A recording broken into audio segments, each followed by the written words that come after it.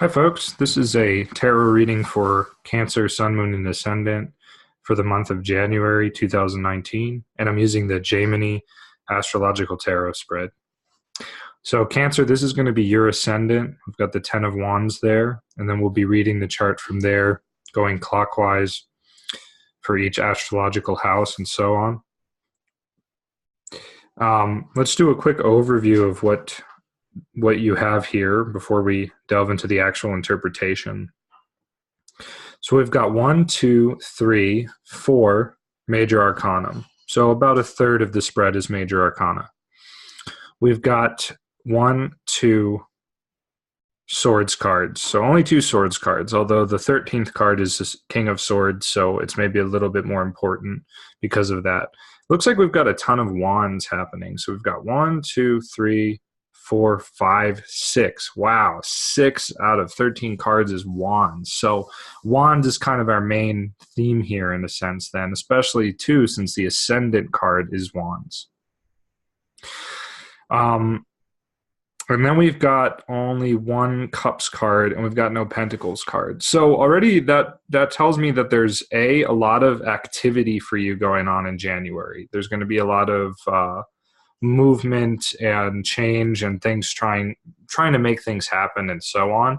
The changes may not be like huge radical transformational changes. I don't really see any cards indicating that at a glance, but just a lot of activity, a lot of doing things, maybe moving, rearranging things, forming alliances or breaking up friendships, just kind of themes like that.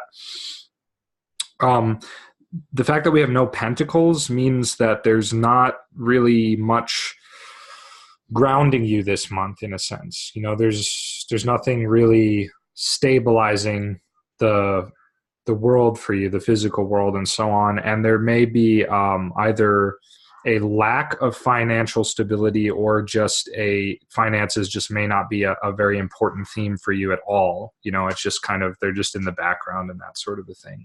So that's fine if that's the case. You know, it's all fine. I shouldn't say none of it's one way or the other really, but you know, language, I have a habit of doing that.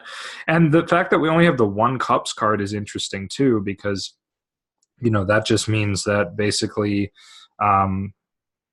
you may not be getting much time to enjoy things and to relax and to just like be at ease.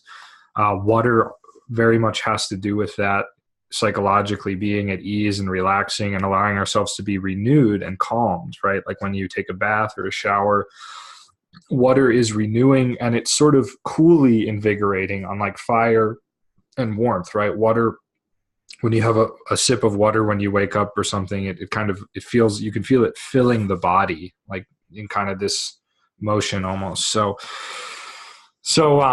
relaxation is maybe getting a bit lost for you this month. All right, so yeah, let's start with the Ascendant.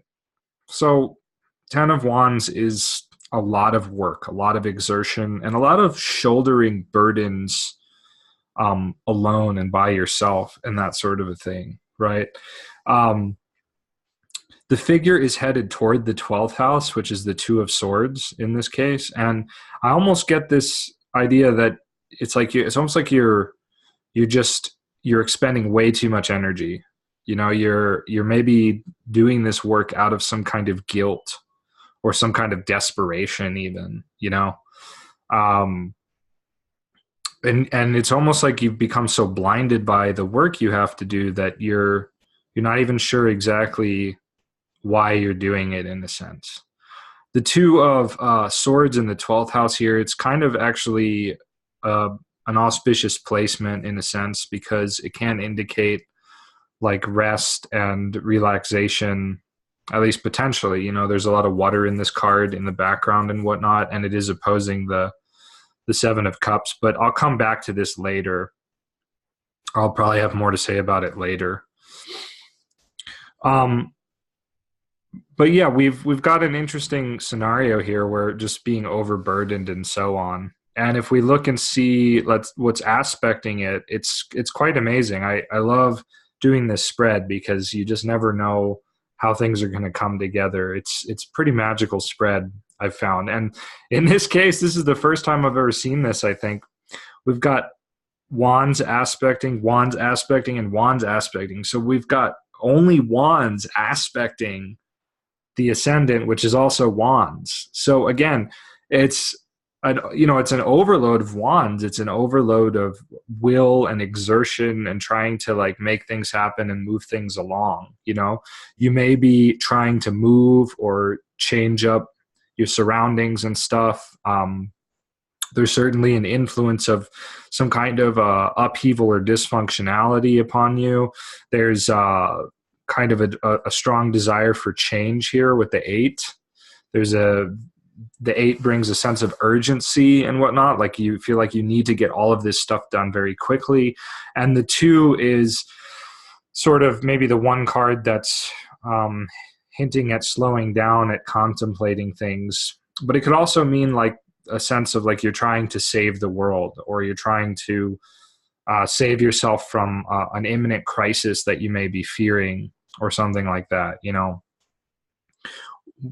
So I would ask, like, what are you running from? And I think that you're running from the second house of just, which could be accepting like lesser, more simple responsibilities of sort of maintaining your finances and taking risks and whatnot. The 3 of Wands here is very much like, compared to what else is going on, it's just simple, right? It's one person, and they're just trying to decide how to move forward. That's all they're trying to decide. They're not concerned with they're not really concerned what's going to happen after they leave. They're just, it's okay. They're just ready to embark on some kind of a new journey with where a less is more attitude is at work. So in a sense, you're maybe avoiding this. You're maybe avoiding getting rid of some of your responsibilities, some of your goals, some of the things you're tackling, but this is kind of to me, an urge to simplify and to get rid of maybe a lot of your possessions, or a lot of the things that are sort of sucking energy and draining you of responsibilities and whatnot. We also have the Hanged Man and the Fool aspecting that place. In my opinion, again, sort of reaffirming that theme of scarceness and just sort of letting things be a little more. The Hanged Man and the Fool, right? They don't aspect your ascendant. So in a sense, there's this attitude that these 3 cards that I'm pointing to now create is one of simplicity, that you're sort of aware of, or you will be aware of this month, but you're maybe sort of neglecting actually doing it, and that sort of a thing. The Emperor card reversed is aspecting as well, which I think suggests throwing off some responsibilities, not having to control everything or rule everything so much, allowing yourself to take some of the burdens off, unload some of the burdens. But you've got the King of Swords as the 13th card, kind of the root of all things. So the root here is that there's an extreme weariness and skepticism about whatever it is you're involved with or doing. You may be skeptical about the possible help that may be offered to you during the month as well. And you may be trying again to just retain whatever it is you define yourself by, really, really trying to hold on to certain habits and behaviors that may not be totally serving you. And as far as completely getting rid of them, I don't see that here. I just see like a scaling down. It's kind of like if you have to, let's say you had to like repaint your house, redo your roof, fix up your garden, reinflate the tires on your car, fix your garage doors, and just a bunch of things that kind of all need to be done. Well, instead of doing them all at once, it's about like prioritizing which one is the most important that needs to happen the most immediately, right? Which one is the second most, and which of the ones can wait? How long can they wait? And so on and so forth. It's that kind of attitude. So you don't necessarily have to like make some grand transformation this month, but you do you would do well, I should say. You would do well to sort of slacken your pace a little bit and take a page from the Fool and the Hanged Man and the Reverse Emperor and the Three of Wands all coming together, and just kind of chill out a bit and do things in strides, nice short strides instead of these gallivanting long sprints. You have the Hierophant in the third house, which is interesting because that's a teaching card in a teaching position. So there's really the possibility here too of re-examining doctrines and belief systems, of receiving some new information, or kind of delving into some good books and whatnot. I don't know. I just don't get like too powerful of a vibe to this card by itself at the moment. But maybe as I go on, things will be revealed and I'll talk about them. Okay, so the upside down Emperor in the fourth is interesting. It's aspected by the upside down Four of Wands, aspected by the 2 here and the 3 here. So again, a lot of Wands influence on the fourth house. The Emperor himself is a very empowered card, very red, traditionally has the rams of Aries around him, and in the Tarot Marseille traditionally has a phoenix. So again, very fiery symbolism. And this to me would suggest kind of a lot of inertia in your living situation. And it's almost as if you've been hoarding too many things, and now you're realizing that you need to get rid of a lot of these things. And this could be literal, as in physical things, or it could be more mental, emotional, and so on. But either way, there's something happening in your home life. Something's being overthrown. Maybe you're being overthrown. I think you're going to be sort of asked to re-examine what you've been doing with your time privately, perhaps. And there's also kind of a general air of aggression or abuse as well. So that may not be you, right? That may just be what's been happening in your living situation. It could be a father figure. It could be a landlord. It could be a roommate even. But there's some kind of slightly volatile theme appearing to me here, and things getting overturned, things kind of becoming more and more and increasingly dysfunctional, and so on. There may be a rift happening too. The Hierophant next to the Emperor could easily be like a rift. These two, in a sense, usually don't get along, just like the Pope and certain kings in the Middle Ages would sort of fight against one another. So that's kind of what that speaks to, in my opinion. If we look at your fifth house, there's kind of a lot of scattering of energy here. I think there's it's almost like the potential to go from taking like no risks to taking too many risks all at once. That's kind of the vibe I get there, or being extremist in how you change your behavior or something, especially with the Hanged Man and the Fool aspecting. The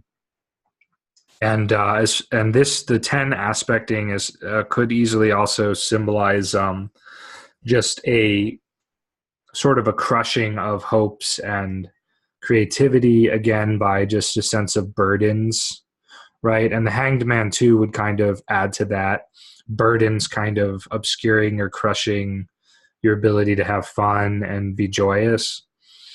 So you may be trying to start a lot of things, but then you realize, I have too much work to do, or I can't really do that. So you just sort of kill it before it even starts.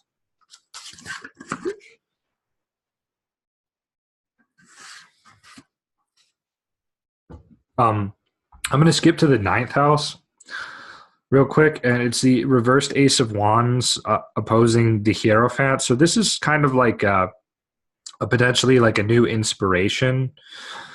especially with regard to your place in the cosmos, but it may be being snuffed out because of what you sort of already believe or what other people have told you is important.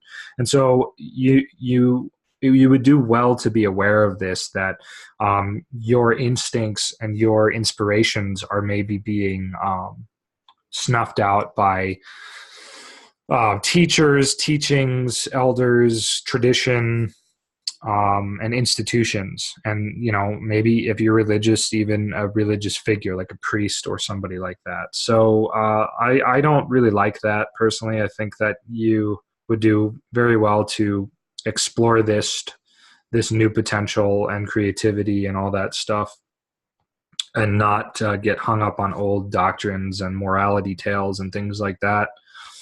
Um, yeah, the two of swords aspecting that place as well is kind of like inaction, uncertainty. There's kind of a trepidation or an inability to confront some fears, perhaps. And then there may be some escapism happening as well for you with the Seven of Cups here. And this is the sixth house as well. So I would say that you may do well not to like purchase a bunch of like things this month that you think are going to bring you pleasure or something like that, because they're going to bring with them certain attendant challenges and difficulties this month. If you don't mind dealing with that, by all means. But I think that this is, you may be tempted to purchase a lot of things and go try to find a lot of things that are really just going to end up being a distraction for you and an escapism and that kind of a thing.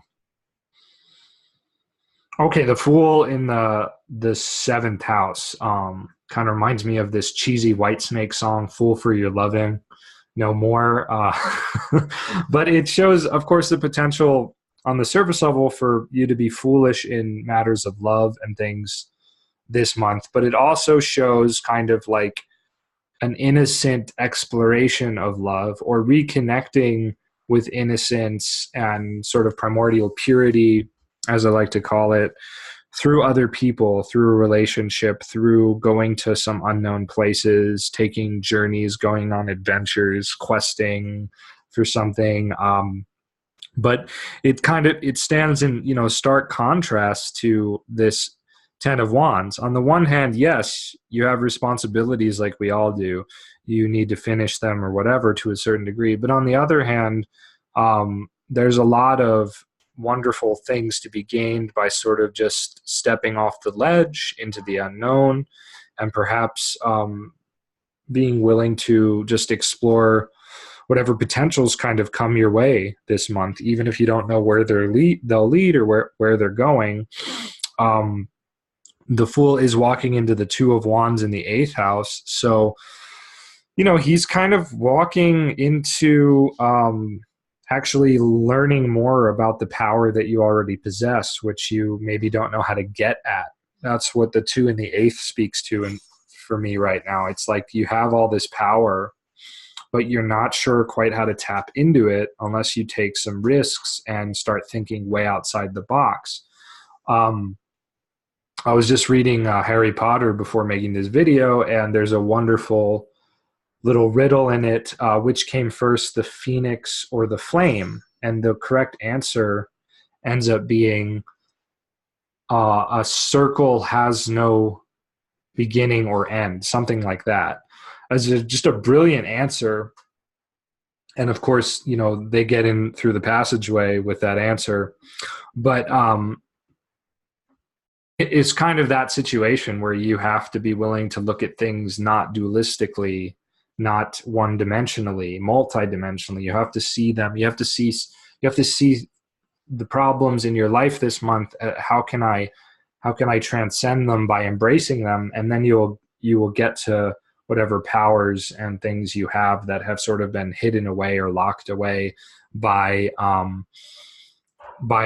just kind of the circumstances of life and how things have sort of built themselves up. And, we build up barriers and walls to the powers we have because we get so swept up in the world and in life and stuff. So I think that's kind of the message there. And, the challenges to the Fool come from the Four of Wands reverse, the Eight of Wands, and even the Three of Wands to a certain degree, because they're all aspecting him, and they're all kind of, I don't know, just speaking to, excuse me, they're all kind of just speaking to an inability to totally focus, I think, kind of a daydreaming mentality here, or gazing off into the future too much, not dealing with the now, too much trying to make things happen, and too much holding on to like the past and some kind of vision of hope or community that is no longer really relevant to you in your life anymore. At least it won't be this month. It's sort of crumbling, fading away. The ruler too has kind of crumpled, and that kind of a thing. All right, so we talked about the ninth, the eighth, the eighth. Yeah, I don't really have too much more to say about it. I'm not going to talk about the aspects right now. I'm going to skip to the 10th house, the Hanged Man. This is definitely the possibility of seeing things in your professional life, public life, job from a new perspective, and so on. It also could represent being kind of frozen and inability to act. We kind of see, sort of a not dealing with it with these two cards aspecting the Three and the Two of Wands. They're almost like the figures are turned away from that and not dealing with whatever potentials are there. On the Eight of Wands aspecting, again, would symbolize that there's like kind of, there's a lot of stuff transpiring there, but perhaps, again, the Hanged Man is sort of resisting it. The Hanged Man it represents not really tackling it, just sort of sitting back and like either letting it happen or retreating from it, hiding from it, and so on. But while the Hanged Man doesn't necessarily show a lot of things happening in career, and it's like an arrested sort of place to be for career, it's also a great opportunity, of course, to contemplate things, like I said, and see things from a new light. What is really hindering the Hanged Man? Well, the upside down Ace of Wands and the reversed Four of Wands on either side, flanking him, right? This is, suppressing inspiration. This is holding on to some crumpling vision of happiness and security and so on. The Hanged Man doesn't need to be doing that, so to speak. So you don't need to be doing that with your actions in your professional life, is kind of the vibe, I guess you could say. Hopes and dreams here are, again, being dominated by this the 11th house, hopes and dreams of this Four of Wands being dominated here. Trying to rule with the Emperor, trying to get everything in place. And with the Fool aspecting, the Fool is really destabilizing it, I think, very much again. Fool is really destabilizing that. But these elements are trying to hold it together in a sense. So you do have like a struggle between kind of being responsible to the world versus being responsible to yourself, which is more the Fool, right? Really allowing yourself to live and breathe something grander, something more alive, something more magical. That's kind of the general vibe for that. And then the 12th house, the Two of Swords, is interesting because it's kind of almost like you're on the verge of letting go completely of whatever all this is, but you're still unable to quite do so, right? You've got the blocked inspiration. You've got the doctrinal stuff that you believe or that you're turning to. You're turning to things outside yourself. And you've got this concern over the sort of things of the world that you're chasing after, perhaps. And so there's really, in that sense, a skepticism about letting go, just letting go and letting things happen. And that's also really the Fool, right? Will I really get the world if I let things go? What will happen to all of my things and possessions and hopes and dreams and wishes, right?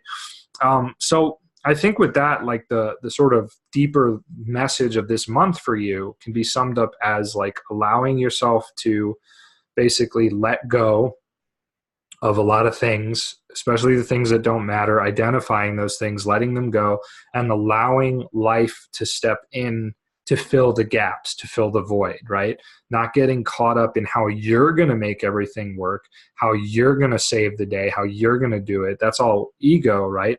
But instead, allowing what you can, focusing on what's most important, being willing to take some risks and sort of simplify your life this month, and then letting go and allowing the universe to fill the void instead of your worry and anxiety.